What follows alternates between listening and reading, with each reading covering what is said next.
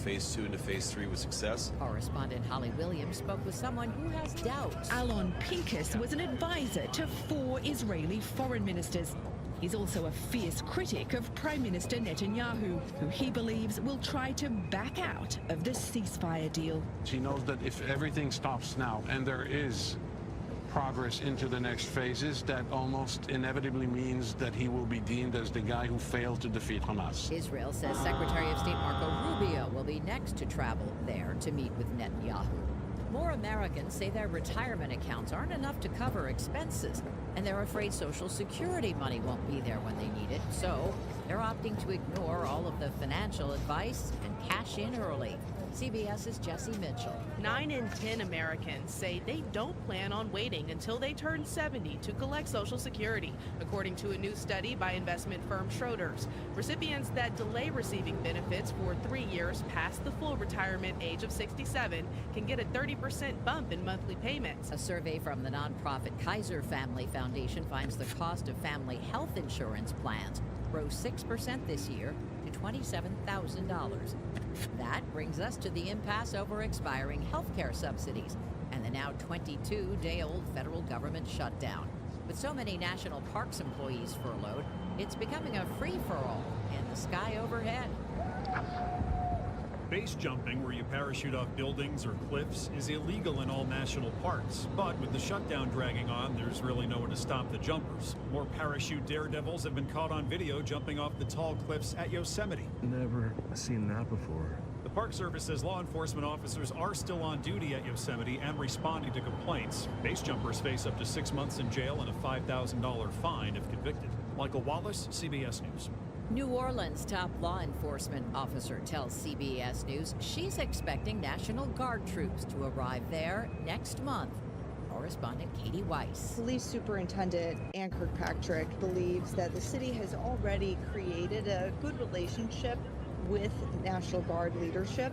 So she says that this is a collaborative partnership. She says we're working together to plan their deployment and that they are not coming in to, quote, take us over. This is CBS News. Think O'Reilly Auto Parts for all your car care needs. Get the parts and service you need fast from the professional parts people at O'Reilly Auto Parts. Every time I turn around, my friends at Pure Talk give me one more reason to feel good about switching. This month, for instance, they're supporting Canines for Warriors, a terrific organization that trains rescue dogs and then pairs them up with combat veterans struggling with PTSD. The result? They're saving lives on both ends of the leash. This is why I switched to Pure Talk. I like being in business with an American wireless company who shares my values. Yeah, I appreciate unlimited talk, text, and plenty of 5G data for just $25 a month, and I bet... For 75 years, Murfreesboro Medical Clinic has been a cornerstone of health and compassion in our community. From our humble beginnings to the advanced, comprehensive care we offer today, our commitment to you has never wavered. With 8 locations across Murfreesboro and Middle Tennessee and over 100 physicians, we continue to provide the highest standard of care. Then, now, and always, your health is our mission.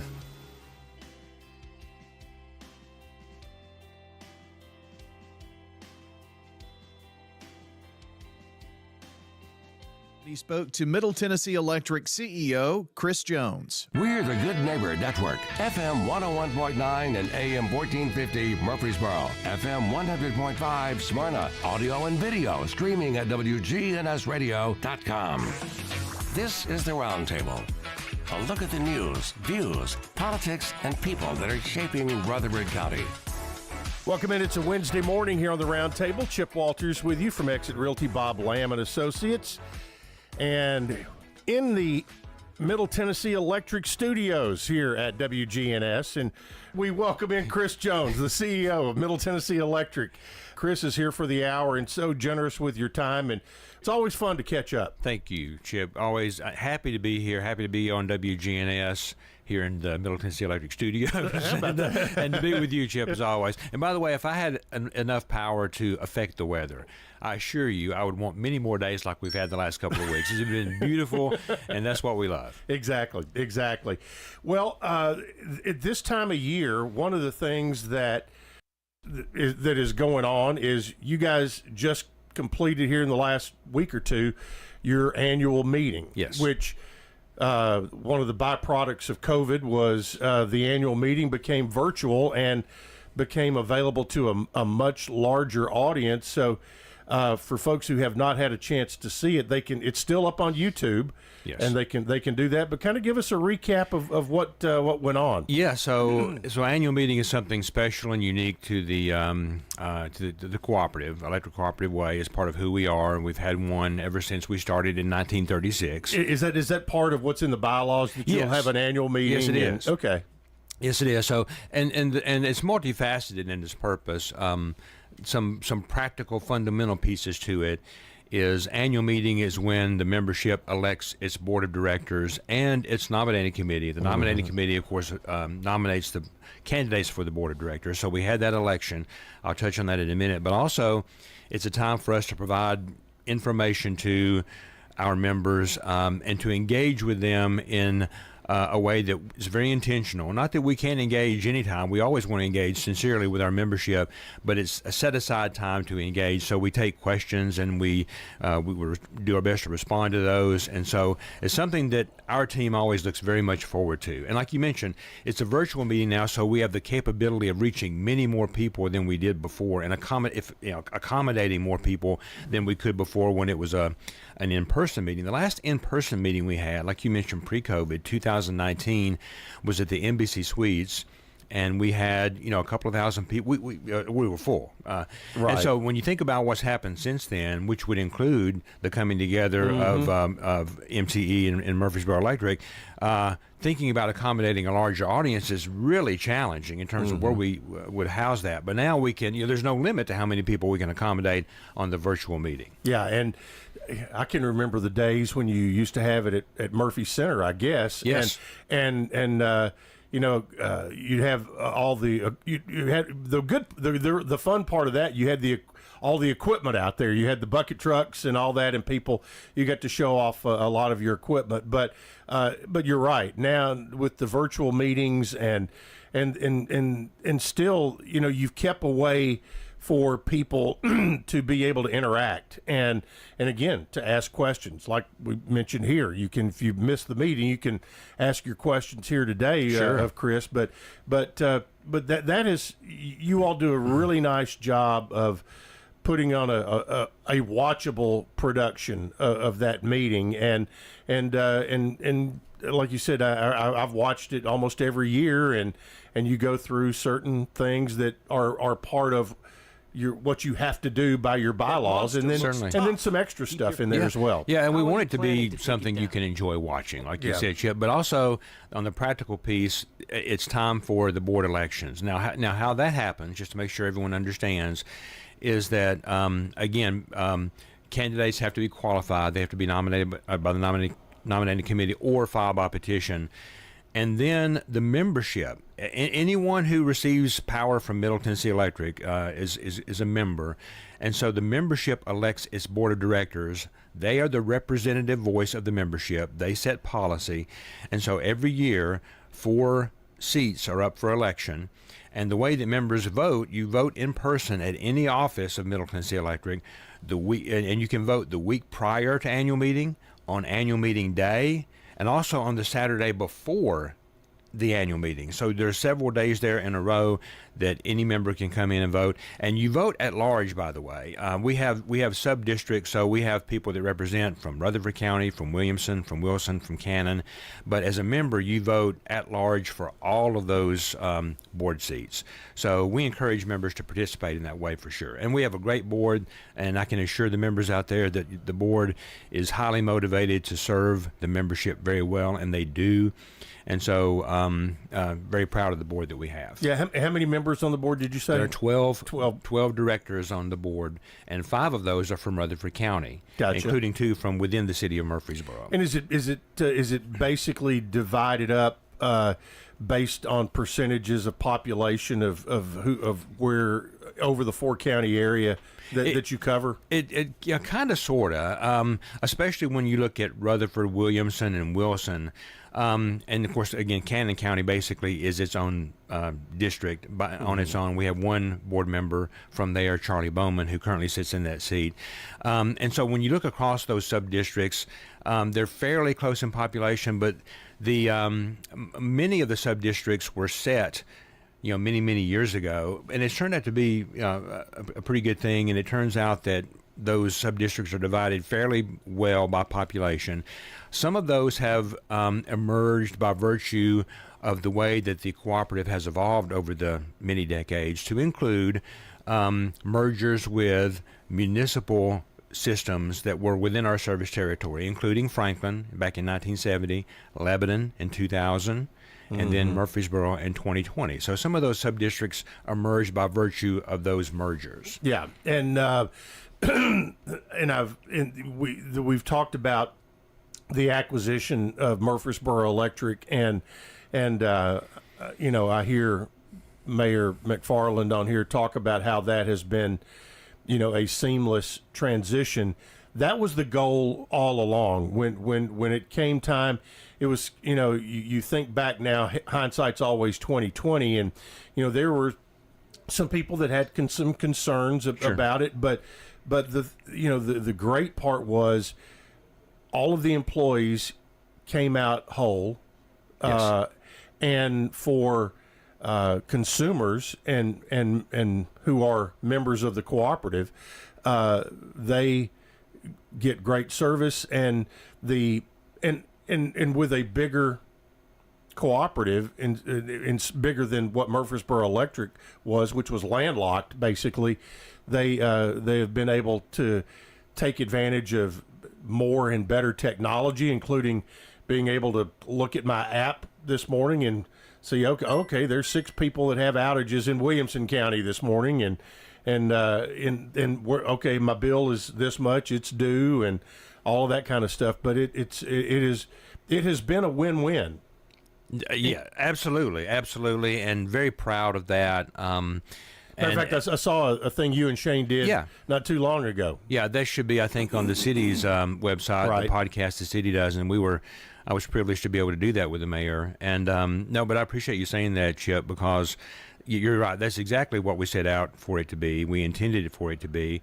Was we were creating a new opportunity, and there was, as a standalone utility, Murfreesboro Electric was a great utility. Middle Tennessee Electric was a great utility, and by coming together, we're even better together. And so, again, we leverage those synergies to become something very special, I think, when you look across the country with regard to electric utilities. We routinely score in the top 10% in customer satisfaction by J.D. Power rankings across the country. So by any measure you want to take, we are among the best utilities in the country. We want to be the very best for those that we serve, and that's what our intention is. But I think that our size, we're kind of in a sweet spot. You can be in my opinion, you can be too big as a utility where it becomes hard to manage on a kind of a personal kind of a level with your customers. And you can certainly be too small because the challenges with the utility are fixed costs. I mean, there are significant costs, long-term fixed costs that a utility has to bear to render the service that it needs to render.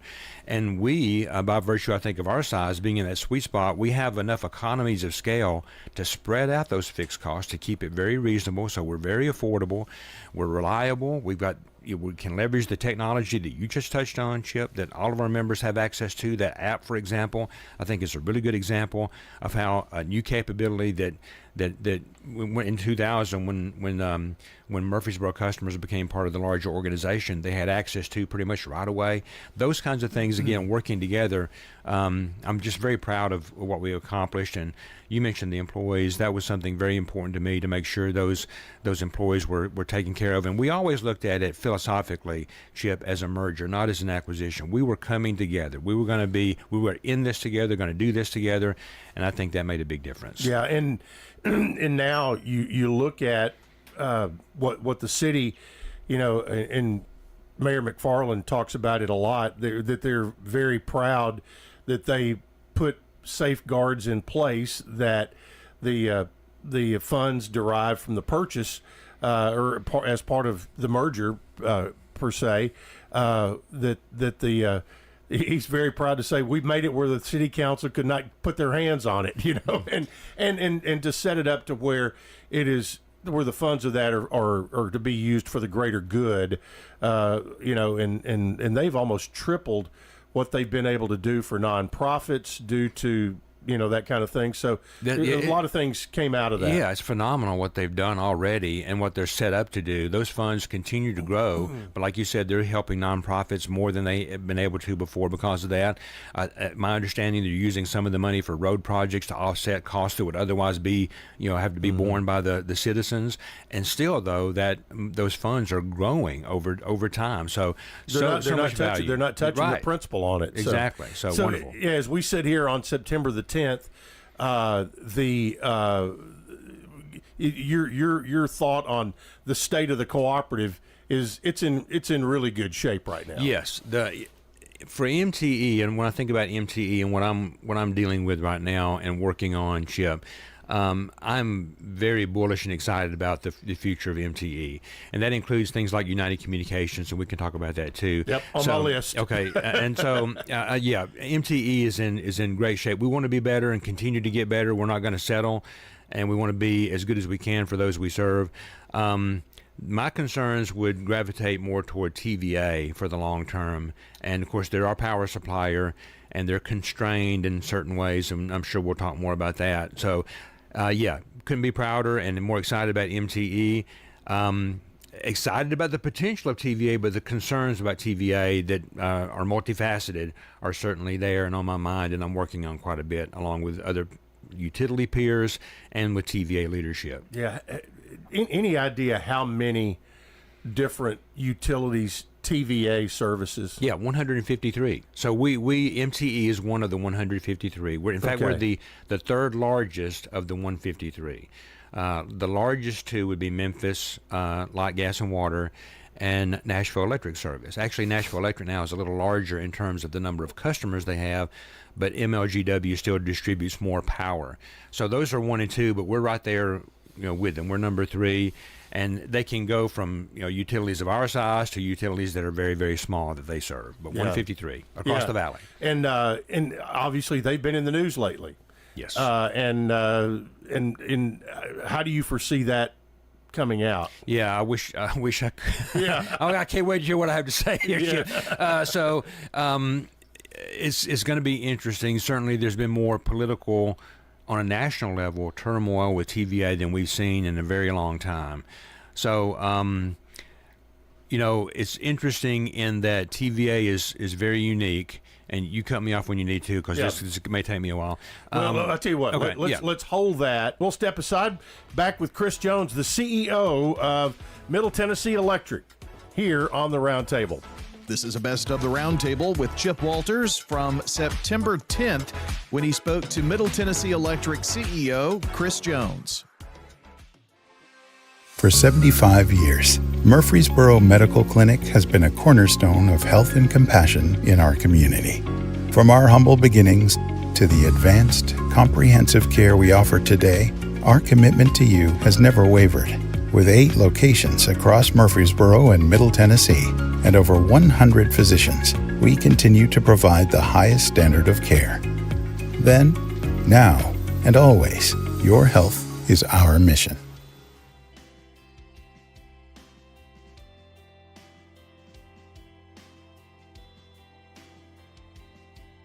Sign-ups are going on right now for First Shot's Winter Basketball League in Rutherford County. Coach Andy Herzer guides kids to sharpen basketball skills and build teamwork through exciting clinics and games. Since 2003, First Shot has empowered youth to grow in mind, spirit, and body. Don't miss out, join the fun, and develop lifelong skills. Visit FirstShotTN.org today and register for the Winter Basketball League. That's first. Location of your emergency. I think my kid OD'd. Hi, I'm Craig Harris. I'm County Commissioner of Rutherford County. One of the reasons I ran for office is because I wanted to bring awareness to the opioid epidemic that's impacting our county. To stop providing this epidemic with people as we educate. We have a lot to do, and we have to come together as a community because this problem's not going away. This message brought to you by the Central Tennessee Regional Solid Waste Planning Board. Visit recyclerightTN.com for tips, ideas, and locations on where to recycle near you. Don't be trashy, recycle classy, recycle right, Tennessee. Recycling isn't just about tossing materials in a bin, it's about knowing which materials are accepted. Go to recyclerightTN.com. Recycle right, Tennessee. Hey, this is Taylor with Bell Jewelers inviting you to our exclusive one-day-only estate jewelry event. It's going to be on Thursday, November 13th from 10 a.m. to 6 p.m. And I can't stress enough that it is one day only. One day only estate jewelry event. Thursday, November 13th from 10 a.m. to 6 p.m. It's at Bell Jewelers at 821 Northwest Broad Street across from Toots. Good Neighbor Events is brought to you by the law offices of John Day, AmeriCare Pest Control, and Old National Bank.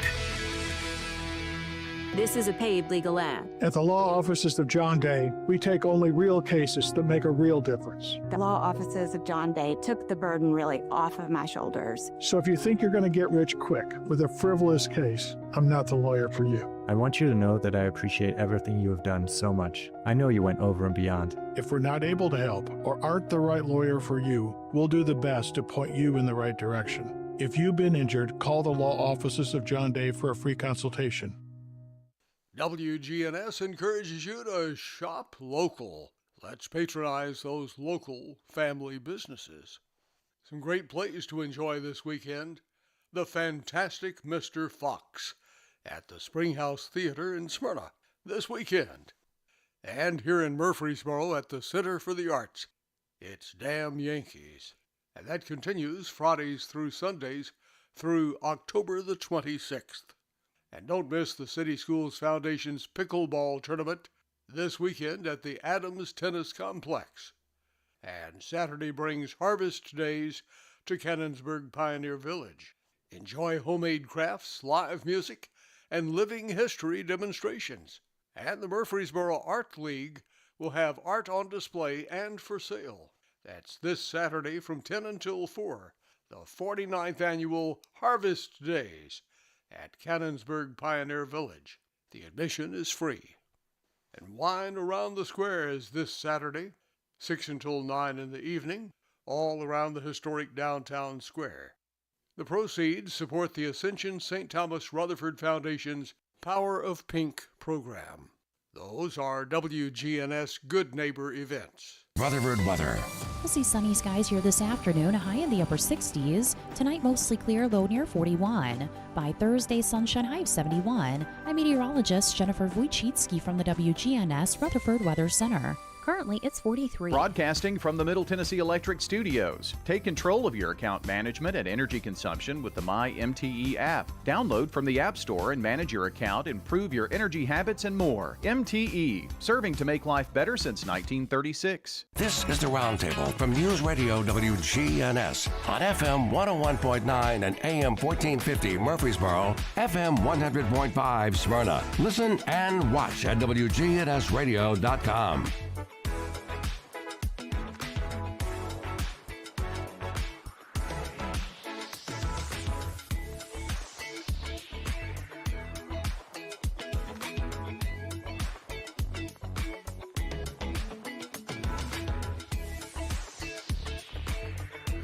Chris Jones, the CEO of Middle Tennessee Electric, joins us today, and we were kind of talking about the status of TVA right before the break, and you know, it seemed for a long time that TVA just kind of did its thing, and now it is, like I said, they've kind of been in the news, and as this thing moves forward, I mean, we sit in an area where we have the lowest utility rates due to TVA in the country, and so you know, I'm not sure why we need to mess with that. Yeah, well, that's a good question.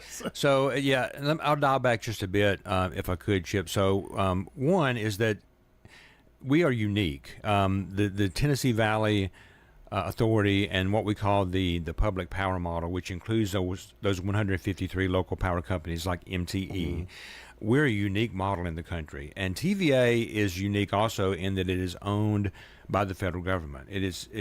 And the board of directors of TVA are nominated by the President of the United States and confirmed by the Senate. That's the only utility in the country like that. Yeah. So it is naturally then given somewhat to politics, and certainly the political atmosphere is one that we're having to watch very closely. And as you mentioned, TVA in the last few years, for the first time in my career, has had and it is having more challenges in meeting the demand for power with its generating facilities. So now TVA has done some things in the last few years to help that, but when you look at the projected demand curve versus what TVA is able to deliver with its own generating assets, we're coming up on some breaking points. And there are many things that contribute to that, and I'll touch on a few of them, such as we know that our area is growing quickly, so there are more customers. We are tending to use more power at peak demand times than we did before. So when it gets really hot in the afternoon in the summer, when it's really cold in the morning in the wintertime. So peak demand is going up. And then you have the prospect of things like data centers coming online. And there are lots of people knocking on our door, knocking on doors of utilities across the valley and TVA to say, hey, we want to bring a significant data center to, you name the area. And those data centers are have a demand for power that's unlike anything that we have on our system right now. Like, for example, Nissan is our biggest customer. They draw, at their peak, considerable amount of power to, and if you've been to Nissan, that's a huge complex. It's like its own city. It is, but let's say that they draw about 50 or so megawatts.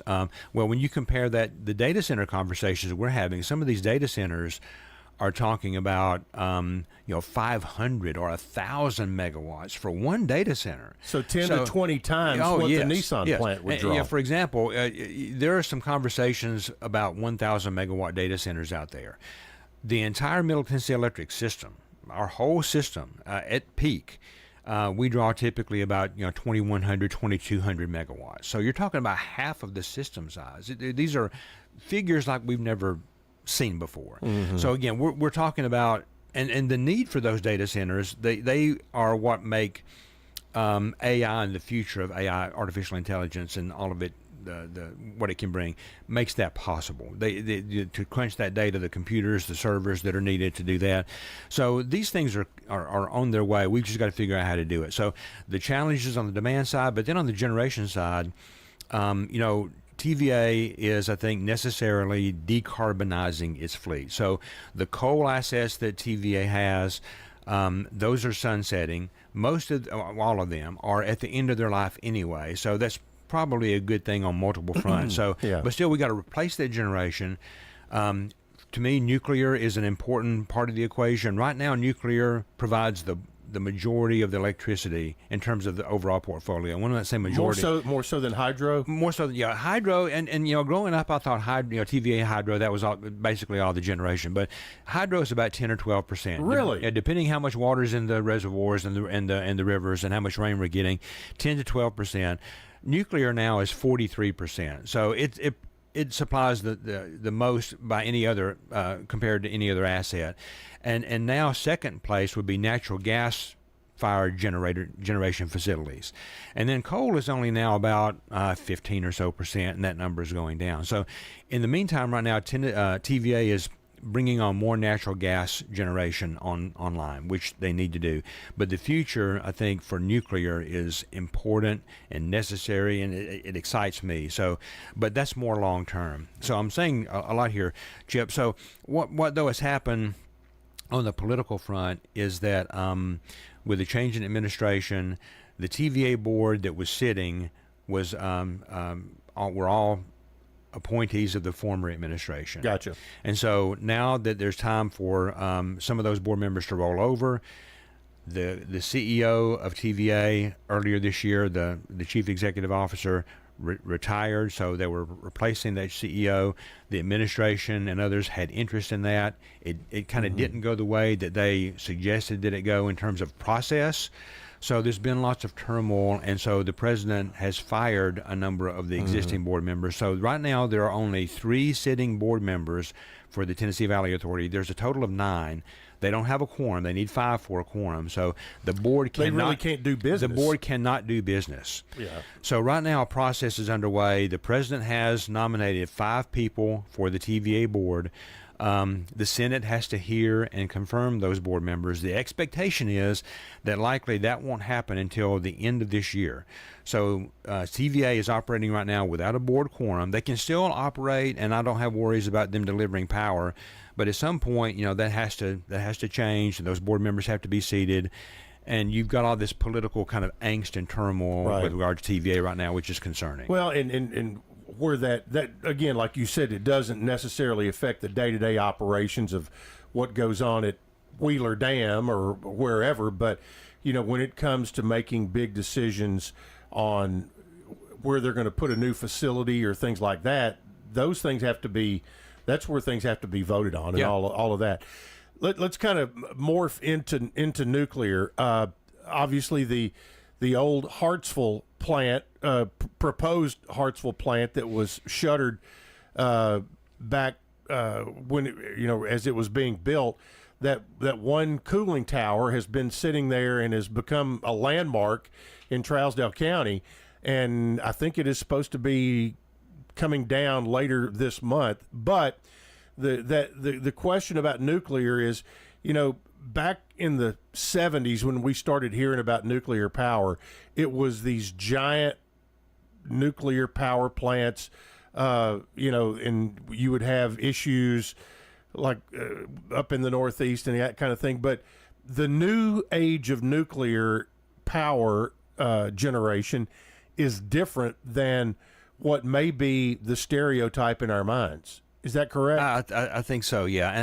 And right now there is more, I'm happy to say, more public acceptance with the idea of nuclear and new nuclear than there's ever been before. And there's always been the NIMBYs. Oh, yeah, absolutely. Not in my backyard. Absolutely, and that's for anything. Yes. But yes, that's exactly right. And I'll say this: nuclear has demonstrated itself to be, of all the modes of power generation, the safest of any, and this is globally.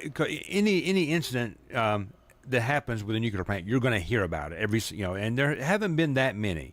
Now, and I'm not trying to minimize the effects of Fukushima and things that happen in Russia and things like that, but overall, the nuclear energy industry has demonstrated itself to be very safe, especially in our country. But Chip, you're right too, though. The new kind of next generation nuclear power plants and generation facilities, reactors we're talking about, some of those are taking those large plants and reactors you talked about and just reducing the size and scale and complexity, making small modular reactors, as they're called. And also there are new types of technology that are being tested, and they're proving themselves to be viable, that use slightly different methodologies and technology. So I think new nuclear, it's very exciting. The issue is the cost, the upfront cost. Now, when you build a nuclear plant, it's going to last for 100 years. So the upfront cost, though, is where the burden is. And so the federal government, and I think something of this administration, they want to make a legacy issue, is to facilitate the furtherance and the acceleration of nuclear energy. So I'm excited about that. TVA is a logical venue, if you will, a logical outlet, a developer for nuclear. We've got the history of the TVA. We've got Oak Ridge. Tennessee is primed and ready. There are a number of businesses in Tennessee that support nuclear, more than 200. The Governor Lee, has been an outspoken voice to support new nuclear. So we've got lots of momentum right now. We need to continue to seize on that. And the federal government does need to step in and provide, in my opinion, more funding to help minimize that upfront cost we're talking about. So you mentioned Hartsville a while ago, and TVA has some sites right now, like, for example, in Bellefonte, there's a site called Bellefonte in North Alabama that was almost built to completion a few decades ago. I would love to see that restarted. I mean, there's so much infrastructure already there. I think there are other purposes for Hartsville that will come into play ultimately. I'm not so sure nuclear, but other generation possibilities that may come into play there. But we need more power right, as quick as we can, as safe as we can, and so TVA has its work cut out for us, but we're going to be supporting them. Yeah, and you were talking about the people are moving. The footprint of TVA is the area where people are moving to. Yes, and so that's kind of a coincidence, but it is what it is. And we also talked about, speaking of shuttered projects, before we went on, we were talking about the Columbia Dam, and TVA, when they started their dam projects back in the 30s, that along the Tennessee River, and since then have moved into other river systems, that there was flood control, power generation, and now as more and more people are moving into this area, need for water. So, and I know you're not in the water business, but the need for water and the need for power kind of go hand in hand. Yeah, exactly right. And by the way, speaking of data centers, I mentioned a while ago, they have enormous power demand. They also have enormous water demand. To cool the systems. That's right. So yes, I saw one of those up near Gallatin. Yeah. And it is unbelievable. It's Meta owns it, right? And it is gigantic. And it's you kind of look at it and you go, okay, what is that? And right. And but man, it's I don't know what all they do, but it's big. Chip, I agree, and that's actually a smaller scale data center. Yes, it is. So the kinds we're talking about that are potentially coming online are going to be enormous in every sense of the word. Okay, quick talk here a little bit about we're in hurricane season. Yeah. And every year we end up with hurricanes hitting somewhere, and power utilities from all across the Southeast, all across the country, as a matter of fact, will come together to help whether it's along the East Coast or the Gulf Coast. And do you all have like a standby, knowing that this may happen? We keep X number of line trucks, things like that, at the ready in case, and obviously we all follow the weather. So sure, I mean and we do watch this closely, Chip. So typically how that works is that through FEMA? Well, assistance will come through FEMA, right. But how we will manage these situations, electric cooperatives tend to help each other, and so the statewide organizations or associations that work with electric cooperatives, what will happen more often than not, let's just hypothetically say a hurricane is approaching Florida, and you typically we have days to prepare for it. Well, Florida and then the statewide associations of the Southeast will typically begin to early on collaborate in discussions and planning. And so those statewide organizations will begin to think about how they can dispatch certain numbers of crews to an affected area, and hurricanes don't always follow the projected path, so we have to be kind of nimble in that regard. And so what we will do is that typically if a hurricane hits, we're going to begin to execute on a plan that's already set. So for example, and I can't remember the name, I guess Hurricane Helene that hit, we were assigned, if I remember correctly, to assist South Carolina as that was manifesting itself. Well, things changed quite a bit. That it tracked very quickly, hit North Carolina and Tennessee very, very hard. Right. So we ended up going and kind of shifted and going to help first East Tennessee, and then we helped Western North Carolina. So and you had people gone for how long? For a couple of weeks typically. Yeah. So and we can have people come in shifts and things like that. We also have a number of contract crews that we employ because we're growing so fast, so much construction. So you'll see trucks out there here in Murfreesboro for Service Electric, for Groves Electric. Those are electric contractors that we employ to help us with our construction. We will typically release those kinds of crews first to go help with that storm damage, and then it will be our people. So another thing that we have to watch too is these hurricanes come in and they will, they'll come inland. We have to make sure that our members are taken care of, primarily first. So we have to watch and monitor those situations. But then we can begin to release crews and assist, and sometimes those efforts take many, many weeks. Yeah. Chris Jones is our guest today, the CEO of Middle Tennessee Electric. Back with our final segment with Chris right after this here on WGNS. This is a best of the Roundtable with Chip Walters from September 10th when he spoke to Middle Tennessee Electric CEO Chris Jones. For 75 years, Murfreesboro Medical Clinic has been a cornerstone of health and compassion in our community. From our humble beginnings to the advanced, comprehensive care we offer today, our commitment to you has never wavered. With 8 locations across Murfreesboro and Middle Tennessee and over 100 physicians, we continue to provide the highest standard of care. Then, now, and always, your health is our mission. When the weather turns bad, minutes, even seconds matter. This is an early heads up for southern Rutherford County. Rutherford Weather brings you live radar and expert meteorologist insight, giving you the early heads up when storms threaten. A lot of areas are going to see some impacts from this storm. From analysis to live camera views, we keep you informed before, during, and after the storm. I think the vast majority of the hail with this now is going to be quarter to perhaps golf ball size. Rutherford Weather. Stay ahead of the storm.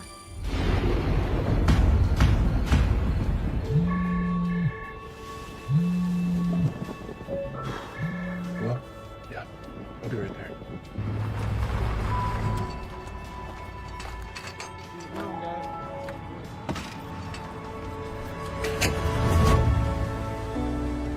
It takes all of us to power a community, both in plain sight and behind the scenes. Middle Tennessee Electric, bringing good energy. Turn to Turner Security. Hey, it's Brian, and we've relied on Turner Security for systems here at WGNS and Big GTV for many years. Their advanced security solutions with real-time monitoring and automation keep us safe. Plus, their expert IT service ensures our tech runs smoothly, from networks, computers to troubleshooting. Their team tailors solutions to our needs, and I highly recommend them for home or business solutions for you. Turn to Turner Security. Choosing the right insurance can be overwhelming. That's where Rick Hall at Rayburn Insurance comes in.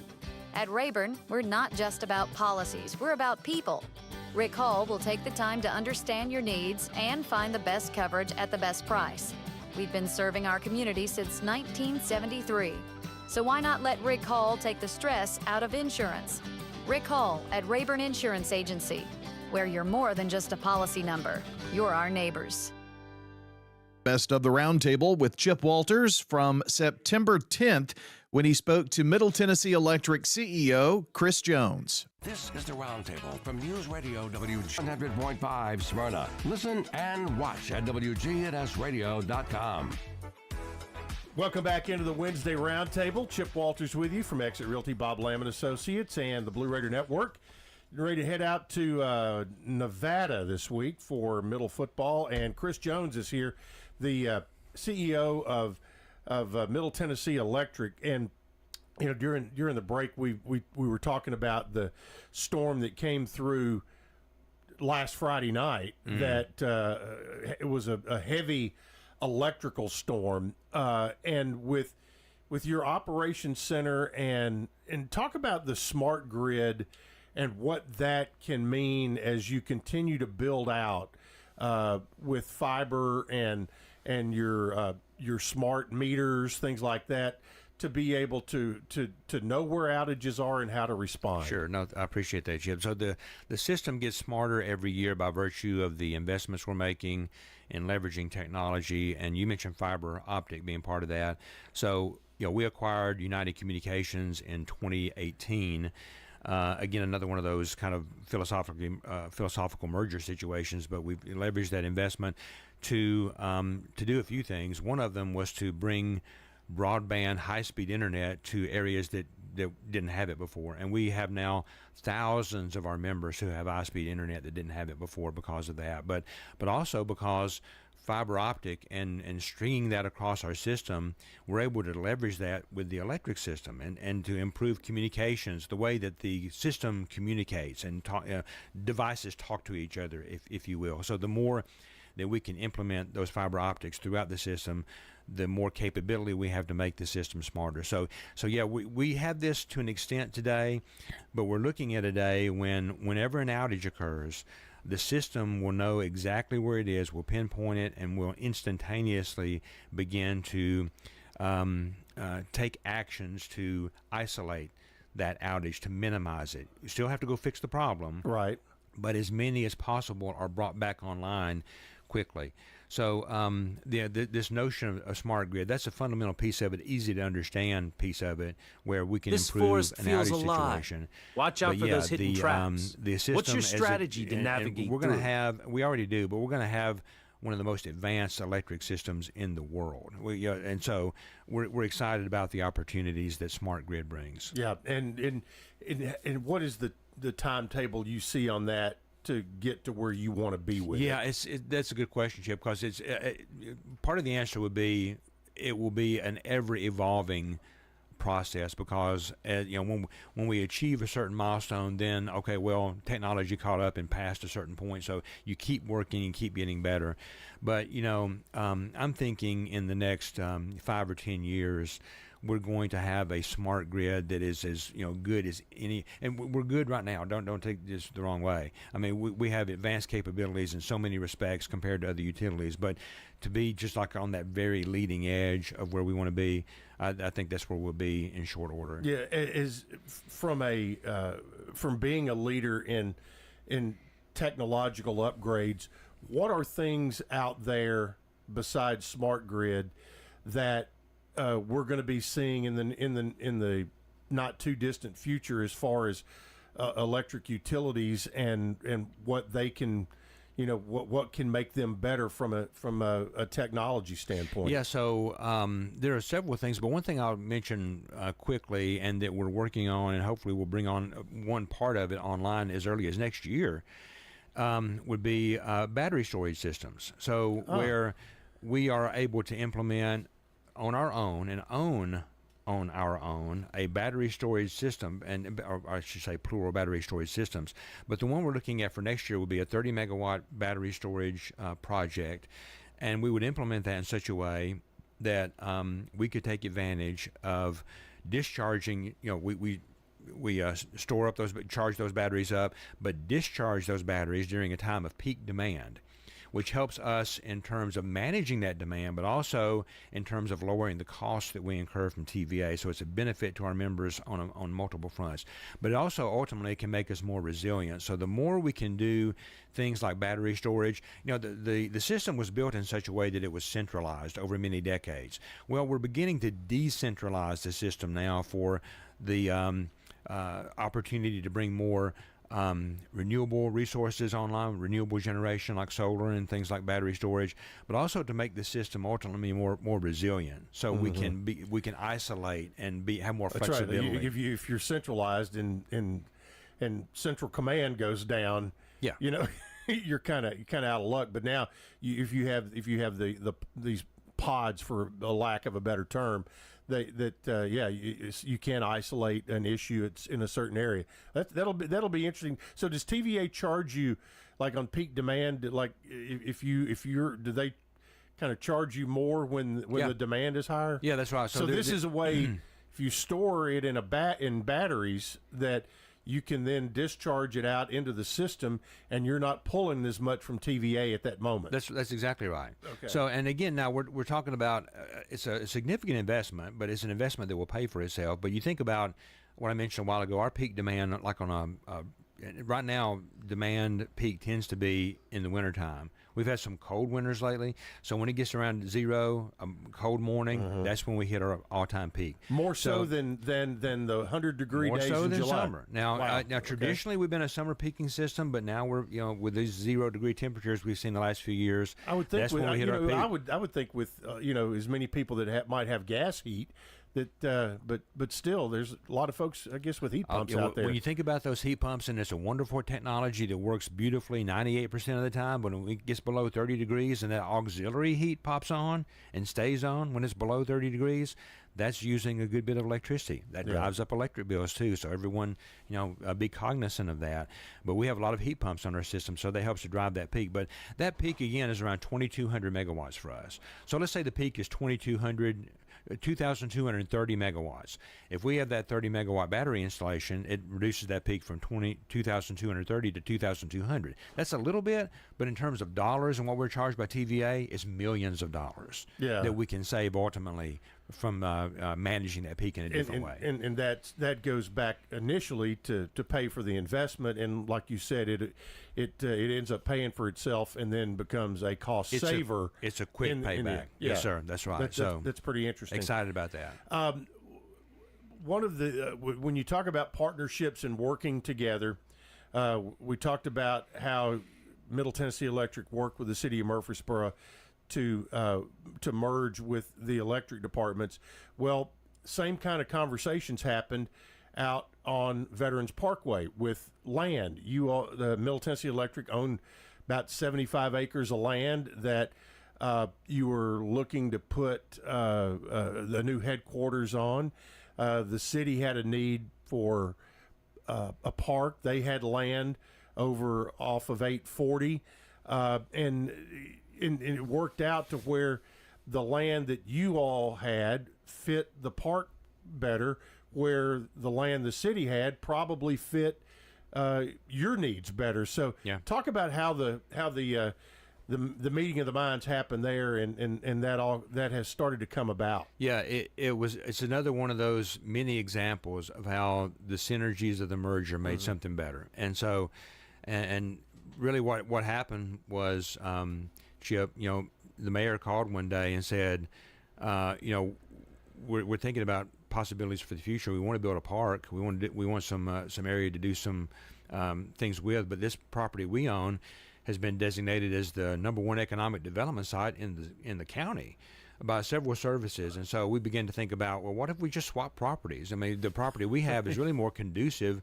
to what you're talking about, and it's bordered to some extent by neighborhoods, so park would work a lot better there. And then we can, and it's underway, by the way. And we now, because we're merged, we no longer have a need to build a corporate new headquarters in the county, which we were thinking about, because at that time we didn't serve the city, but now we do.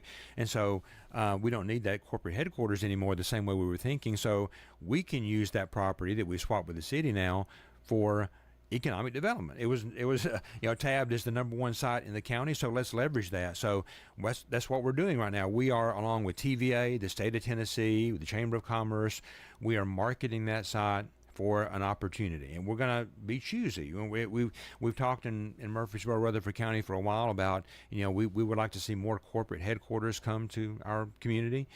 And so that's what we're targeting. We're going to wait for the right opportunity, and we're excited about it. There have been some prospects that have considered it, and some of that the state keeps from me, and what I do know, I'm not in a position to share.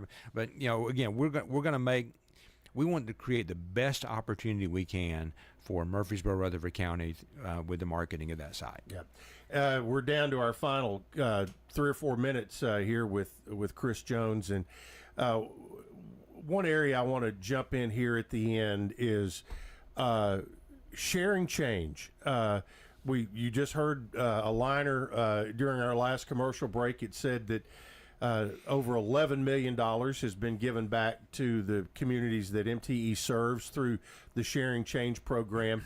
You have an update that's now over $12 million. Over $12 million, yeah. And that is such a simple thing to do. Basically, on your bill, you just round up to the next dollar. And I mean, in the most you're going to, that's 99 cents is the most you're ever going to round up on any given month. And when more and more people do that, the more and more you all can have an effect on people who need it. That's right. We call it the easiest good thing you can do, and it is simple, like you said, Chip. And so we encourage everyone, if you and look at your bill, and if your bill's not an even number, you're not signed up. So probably. So we encourage people to sign up, of course, and those little bits of change coming together with thousands of members makes a real difference. And 100% of that money, 100% of it, goes to community causes, not-for-profit organizations. We don't peel off any of it. Yep. No, none of it. And there's a separate board that the MTE board appoints to serve as the Sharing Change Board, and that board will evaluate grant requests that are submitted by these different causes and organizations for the community, and then they decide how to distribute that money, and it's made a tremendous difference. It's something the membership should be very proud of. I know that we are. Yeah, absolutely. That's one way you affect the community. MTE is also very active at getting out and sharing your story within your footprint, and one that I'm looking forward to next Saturday, which will be MTSU homecoming. That means that the old grilled cheese wagon will be out there. That has been such a popular. Yes. And I don't know who had the wild idea, but man, it has been great. Yeah. Well, it was Jay Sanders, our community relations coordinator manager, and he does a phenomenal job, and that was his idea, and we were all kind of skeptical about it at the start, but he was right on with it. And it's just a way for us to, it's a touch point, it's something nice, and those grilled cheeses are pretty good. They are. But it's a touch point, and it's a wonderful way for us to get out in the community, to meet people, to answer questions, and just to engage. And that's who we want to be, Chip. I mean, we're a utility and an electric provider, and we're proud of that, and we know it's important, but we want to make a positive difference in our community, be a contributor in our communities. It's our home too, so we want it to be as good as we can be, and to be something and somebody, some organization that really makes a difference.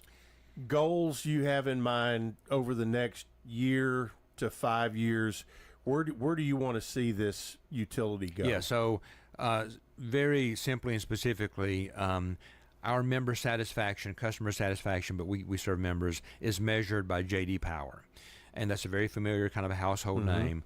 And we have a goal to be consistently in the top 5% of utilities nationally with J.D. Power. Right now, we're like 6 or 7%. Our goal a few years ago was to get in the top 10%. We got there, and now we're knocking on the door for top 5%. We want to be in that top 5%. Ultimately, we want to be number one. That's what we're striving towards. So it's all about satisfying our members, meeting their expectations. We want to get better. We're committed to getting better.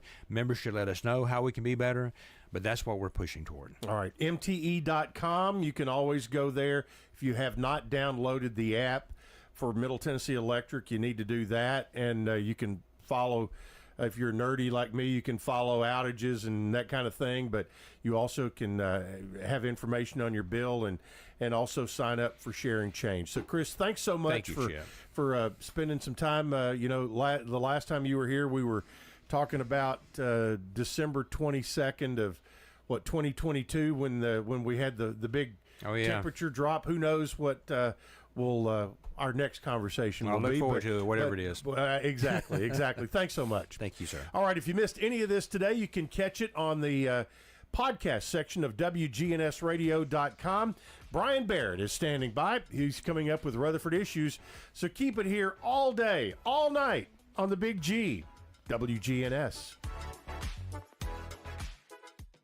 Subscribe to Big G TV, local content that matters to Rutherford County.